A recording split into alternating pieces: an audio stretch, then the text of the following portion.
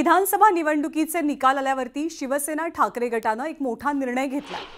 या निर्णयानुसार आदित्य ठाकरे यांची ठाकरे गटाच्या विधिमंडळाचे गटनेते म्हणून नियुक्ती झाली आहे। तर दुसरीकडे ठाकरे गटाचे नेते भास्कर जाधव यांची गटनेतेपदी नियुक्ती करण्यात आली आहे। तर सुनील प्रभू पुन्हा एकदा प्रतोदपदी नियुक्त झालेत। यामुळे आता शिवसेना या पक्षात भास्कर जाधव यांचा शब्द अंतिम असेल।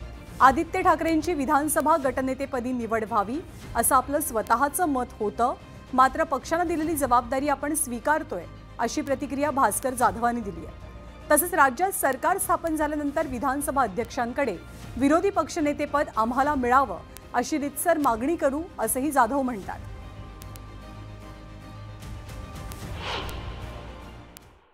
युवा नेतृत्व आणि आमच्या पक्षाचं भवितव्य आमदार आणि माजी मंत्री आदित्यजी ठाकरे यांची निवड व्हावी असा मी आग्रह धरला होता।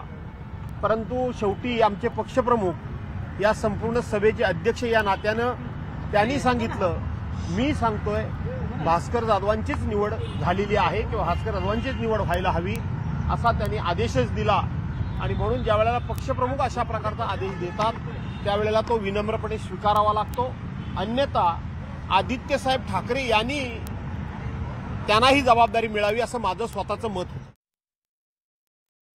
आम्ही जरूर शपथविधी झाला, विधानसभेच्या अध्यक्षांची निवड झाली की आम्ही नक्कीच राज्याच्या मुख्यमंत्री पदाची निवड झाली की आम्ही जरूर विद्यमान सरकारकडे आणि विधानसभा अध्यक्षांच्याकडे विरोधी पक्षनेतेपद आम्हाला मिळावं याची मागणी ही आम्ही रितसर करणारच आहोत।